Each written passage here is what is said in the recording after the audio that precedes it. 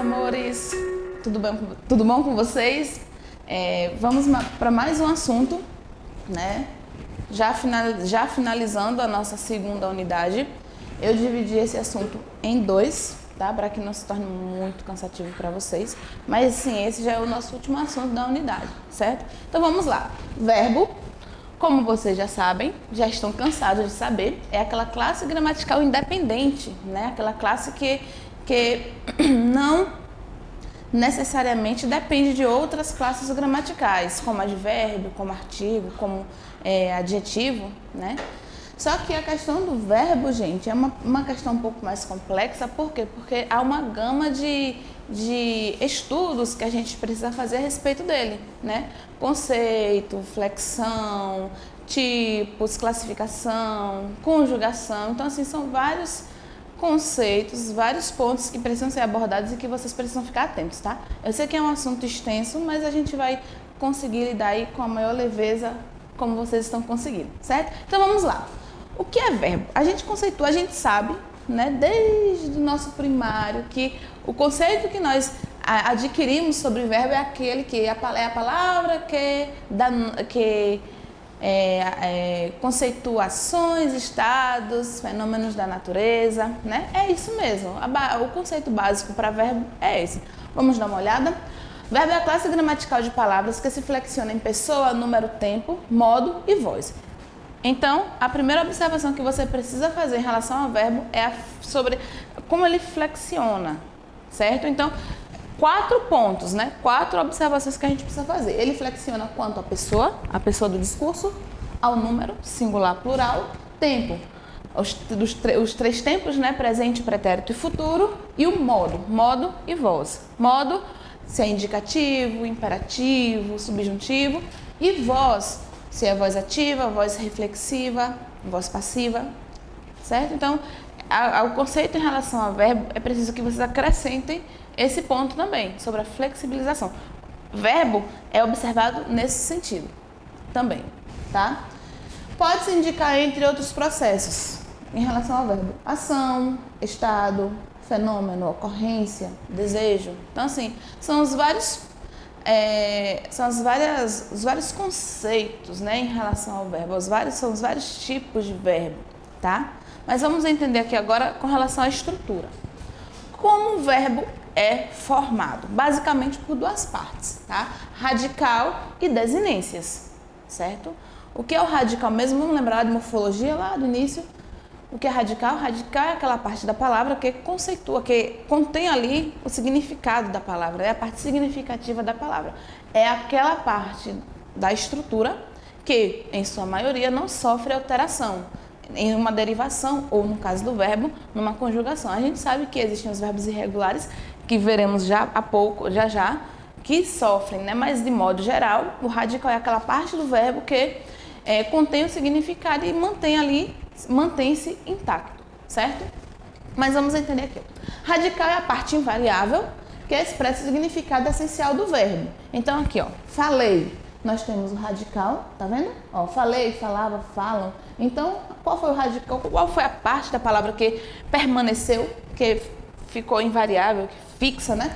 Ó, falo, vamos colocar assim, né? Falo. Então, tudo que sobrou aqui, gente, é desinência. Desinência de modo temporal ou número pessoa, certo? Então, o radical é essa parte do verbo que não sofre alteração no momento da conjugação, tá? Tema.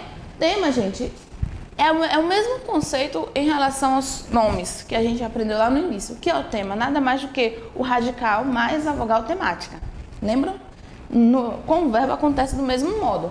Nós temos o tema, que é o radical seguido da vogal temática.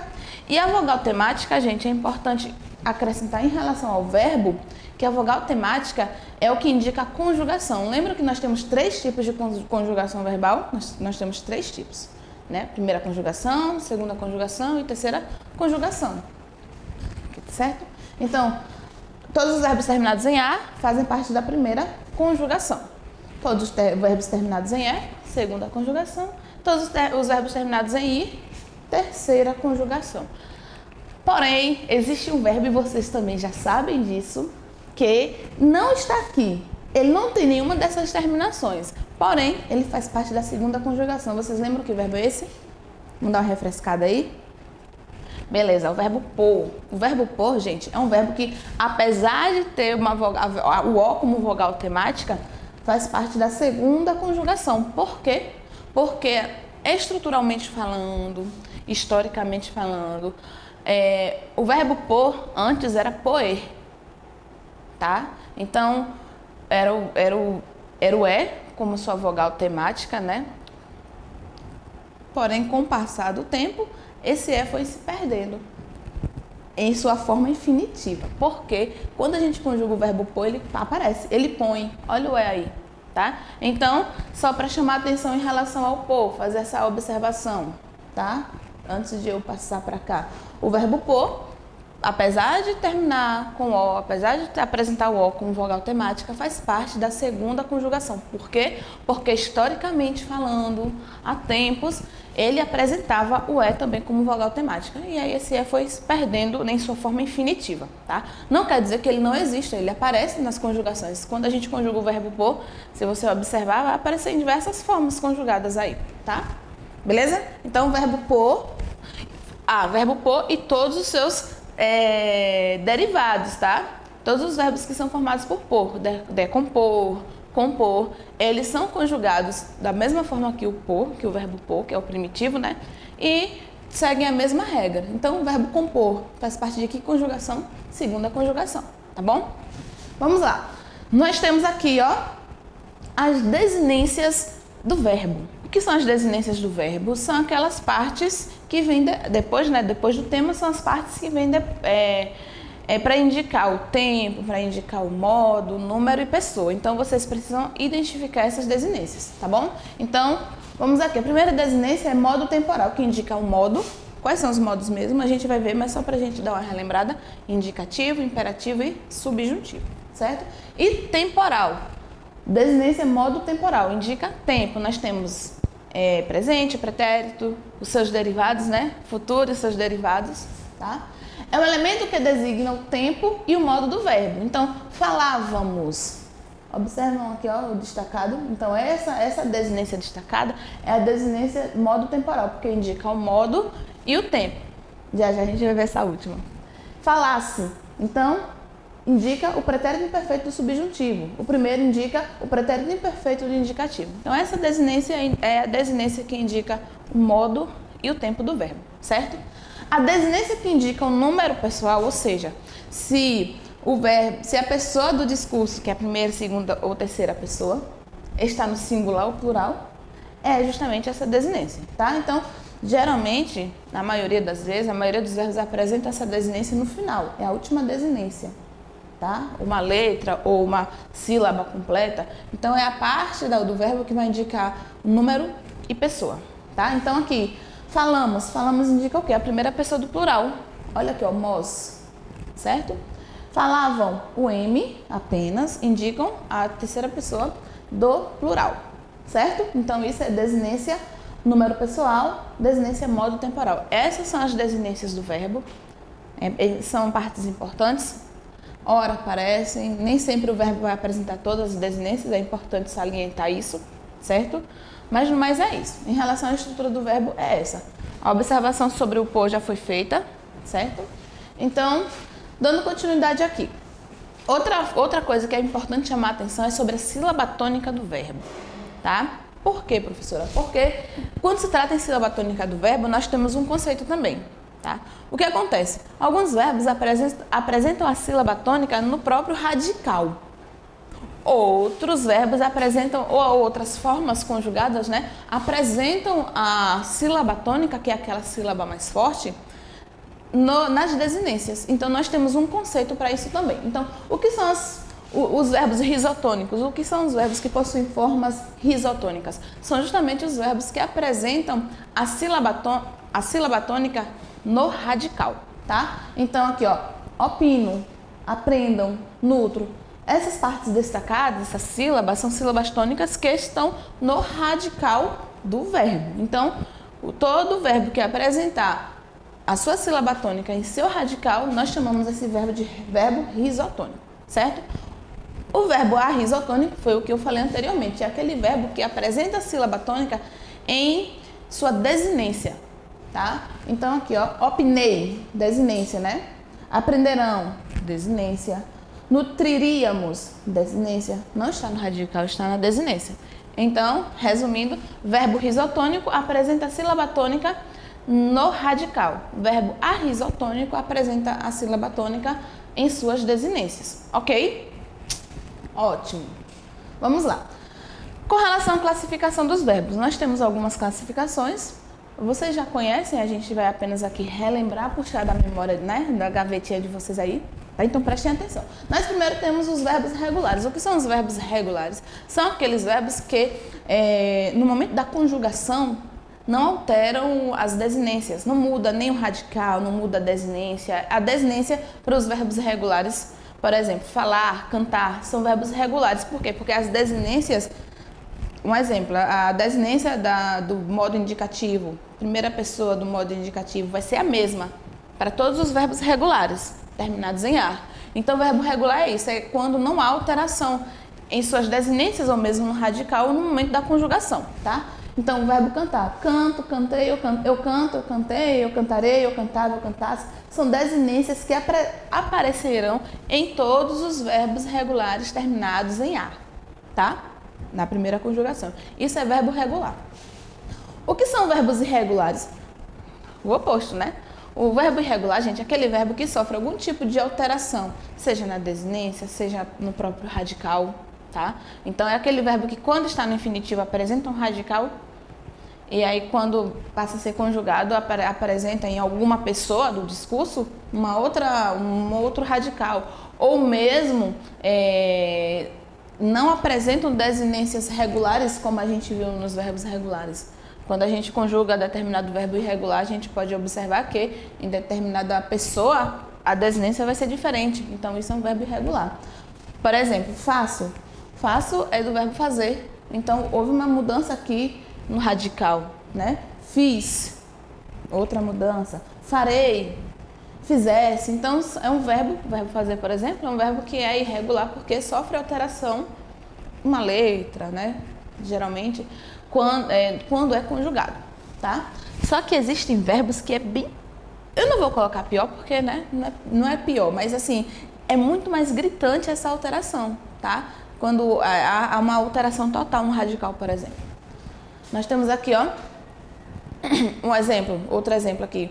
Os verbos defectivos, que são aqueles verbos que não apresentam conjugação em algum tipo de pessoa. Existem verbos que não apresentam conjugação. Vou dar um exemplo, tá?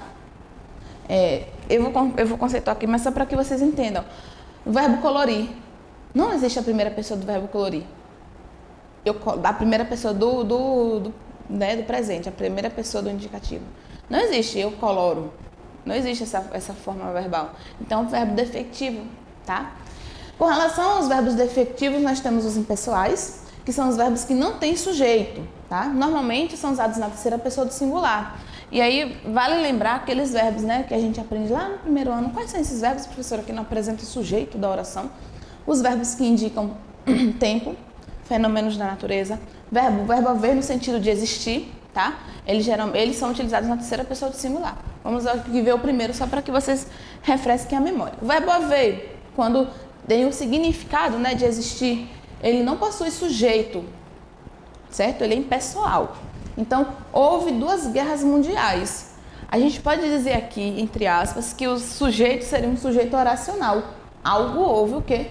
2 guerras mundiais, se a gente for analisar sintaticamente a oração, tá? Mas o verbo haver, nesse sentido aqui, não tem sujeito. Haverá reuniões aqui, então, haverá de realizar, né, de existir. Deixei de fumar há muito tempo, ó, questão de tempo. Então, o verbo haver no sentido de tempo, no sentido de, apresentando o sinônimo de existir, ele não possui sujeito, então é um verbo impessoal, certo? Verbo fazer, verbo ser, verbo estar, quando eles indicam tempo, né? Então, a gente não diz fazem invernos rigorosos, tá? Não existe a pessoa, ele é impessoal. Se ele é impessoal, ele vai ficar na terceira pessoa do singular. Faz invernos rigorosos no sul do Brasil. Faz 10 anos que meu pai faleceu. um exemplo, tá? Quando indica tempo também, tempo corrido, impessoal, o verbo fazer. Era primavera quando a conheci. Então, tempo também, né? Estava frio naquele dia, tempo, fenômeno da natureza. Então, quando esses verbos indicarem essa situação, apresentarem esse sinônimo, não possui sujeito. Então, são verbos impessoais, irregulares. Né? Todos os verbos que indicam fenômenos da natureza, isso a gente já sabe, né? Verbos que indicam fenômenos da natureza não possuem sujeito, exceto se você utilizar esse verbo no sentido figurado. Olha o exemplo aqui. Ó. Amanheci mal-humorado. Nesse caso aqui, gente, é um verbo que indica fenômeno da natureza, porém, ele está sendo usado no sentido figurado, né? A pessoa, quem está dizendo aqui, eu amanheci. Então, nesse caso aqui, tem um sujeito. É um sujeito desinicial, é o sujeito que não está ali, tá? Vocês lembram do que é o sujeito desinicial? Que nós identificamos esse sujeito a partir da desinência do verbo, sujeito oculto, né? Aqui, ó, choveram candidatos ao cargo. Isso aqui é um sentido figurado. Então, sentido figurado, o que foi que choveram? Candidatos. Então, nesse caso, há um sujeito aqui. Ele não indica um fenômeno da natureza, é o sentido figurado do verbo, certo? Então, nesse caso, tem um sujeito. O sujeito vai aparecer ou vai ser oculto. Mas quando os verbos que indicam o fenômeno da natureza estiverem sendo realmente utilizados para indicar isso, eles não possuem sujeito, são impessoais, ok? Então, sentido figurado possui sujeito, sentido real não, tá? Impessoais ainda, o verbo passar, seguido da preposição, tá vendo? Então, e nesse caso aqui também, indicando o tempo, já passa das 6. Então, isso aqui não é já passam das 6, já passa, é terceira pessoa do singular, certo? Isso quando esse verbo estiver sendo utilizado com o sentido de tempo e com a preposição, ok? Verbos bastar, chegar, seguidos também da preposição, indicando suficiência. Basta de tolices, chega de tolices, né? Chega de blasfêmias. Então, assim, em terceira pessoa do singular, porque são impessoais também. Lembrando que eles precisam estar acompanhados da preposição. A preposição nos acompanha em todas as classes, quase, né? Os verbos estar e ficar em orações como está bem, está muito bem assim, não fica bem, fica mal. Então, impessoal também, certo? O verbo deu mais para, da língua popular, é equivalente de ser possível. Por exemplo, não deu para, não foi possível. Tá? Então, não deu para chegar mais cedo. Fica impessoal também. Isso aqui é uma forma coloquial, certo? É quando há o significado não foi possível chegar mais cedo. Não, dá para me arrumar uns trocados? É possível você me arrumar uns trocados? Então, impessoal também, certo? O que são os verbos unipessoais? São aqueles que, tendo sujeito, conjugam-se apenas na terceira pessoa do singular e do plural, certo? Então, verbo cumprir, verbo importar, verbo convir e outros mais, né? Cumpre trabalhos bastante. Sujeito trabalharmos. Cumpre trabalharmos bastante. Então, o sujeito dessa oração aqui é trabalharmos, certo? Parece que vai chover. Sujeito que vai chover. Isso aqui é um sujeito oracional, certo? O que é um sujeito oracional, vamos lembrar? É o sujeito que é introduzido pela conjunção integrante que faz parte de uma oração subordinada substantiva. Lembram? Vamos lembrar aí, faz parte também. É preciso que chova, o sujeito que chova. Outra oração, outro sujeito oracional. Ok? Verbo fazer e ir em orações que dão ideia de tempo, seguidos com a conjunção que. Faz 10 anos que deixei de fumar. Foi aquilo que eu falei anteriormente, né? O fazer vai para 10 anos. O verbo ir, nesse sentido de tempo também, acompanhado pela conjunção que, também é unipessoal, certo? Apenas uma conjugação. Verbos abundantes. O que são os verbos abundantes? São verbos, gente, que apresentam mais de uma forma nominal. Tá? Nós temos os verbos abundantes que apresentam formas no gerúndio e no particípio. Aí o particípio é a forma regular do verbo e o gerúndio o irregular. Então, aqui, ó, o verbo anexar. Anexado, tá vendo? Desculpa, gente, o particípio regular e irregular. Foi isso que eu falei mesmo, né? Enfim, então, verbo anexar. O verbo anexar possui duas formas nominais, certo? Temos a forma regular, anexado, e a forma irregular, anexo. Estão corretas as duas formas. Vai depender do tipo de verbo auxiliar que você vai utilizar. Dispensar, dispersar, dispersado, disperso. Então, o que é o verbo abundante? É aquele que apresenta duas formas nominais, duas formas no particípio, uma forma regular e uma forma irregular. A utilização dessas formas vai depender do verbo auxiliar que você vai utilizar, certo? Então, no livro de vocês tem uma tabela mostrando esses verbos, então dê uma consultada também com mais calma, beleza? Então, matar, matado, morto, são alguns exemplos aqui. Nós temos aqui os anômalos, que são os verbos que incluem mais de um radical em sua conjugação. São aqueles verbos que sofrem alteração na conjugação, aquilo que a gente falou lá no início, tá? Então, no momento da conjugação, ele vai apresentar um outro radical. Então, verbo ir, ó, vou, vais, ides, tá vendo? Olha quantos radicais desse verbo. Então, isso é um verbo irregular e a gente chama esse verbo irregular de anômalo, tá? Verbo ser, sou, és, fui, foste. Então, não é o mesmo radical da palavra que está no infinitivo. São outros radicais. A gente chama esse verbo de anômalo, tá? Então, os verbos irregulares, nesse sentido, que sofrem alteração total do seu radical, chamamos de anômalos. Aqui temos outros exemplos, verbo por, verbo saber, que também sofrem alterações gritantes em seu radical no momento da conjugação, certo? Os verbos auxiliares. O que são os verbos auxiliares, gente? São aqueles verbos que acompanham os verbos principais em uma locução verbal. Vocês lembram o que é locução verbal?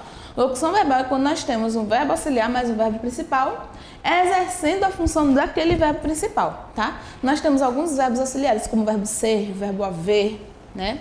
Então, aqui, quais são as formas? Primeiro, a gente tem que lembrar o seguinte, esse verbo auxiliar vai acompanhar o verbo em três formas nominais. Quais são essas formas nominais? Gerúndio, particípio e infinitivo. Tá? Eu tinha falado, ó, verbo ter, auxiliar, verbo falar, principal. Então, essa locução verbal vai denotar o sentido que a gente quer do verbo, certo? Aqui são alguns exemplos, está chegando a hora do debate. Então, está, o verbo auxiliar, certo? Chegando é o verbo principal no gerúndio, olha aqui, ó, tá vendo a terminação no gerúndio? Aí, beleza. Vou espantar as moscas. Então, o verbo auxiliar, espantar no infinitivo, tá vendo? Que é o verbo principal. Então, uma outra locução verbal com o verbo auxiliar e um verbo no infinitivo. E aqui, ó, os noivos foram cumprimentados por todos os presentes. Então, particípio, olha a terminação aqui, esse verbo é o principal e aqui é o verbo auxiliar, certo? Lembrando que o verbo auxiliar existe numa locução verbal. Esses verbos sozinhos exercem uma função de verbo normal, mas quando eles estão numa locução verbal, eles passam a exercer a função de verbo auxiliar. É importante chamar atenção, é importante frisar sobre a conjugação dessa locução. Numa locução verbal, gente, que é formada por um verbo auxiliar mais um verbo numa forma nominal, gerúndio, particípio ou infinitivo, é importante salientar que no momento da conjugação, os verbos principais não sofrem alteração. Eles permanecem do mesmo modo, em sua forma nominal apresentada na locução. Quem vai sofrer alteração é o verbo auxiliar. Então, vamos supor, né?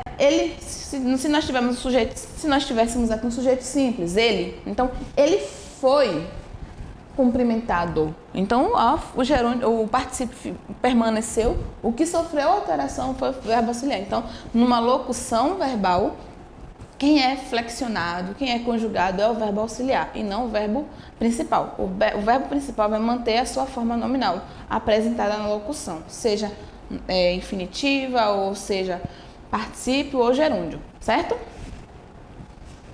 Aqui são os verbos mais usados, né? Ser, estar, ter, haver. Mas existem outros, né? É isso. Então, assim, a gente vai dar continuidade à nossa aula no segundo momento, tá? E preparem-se para que a gente possa concluir esse nosso assunto, beleza? Beijos e até a próxima.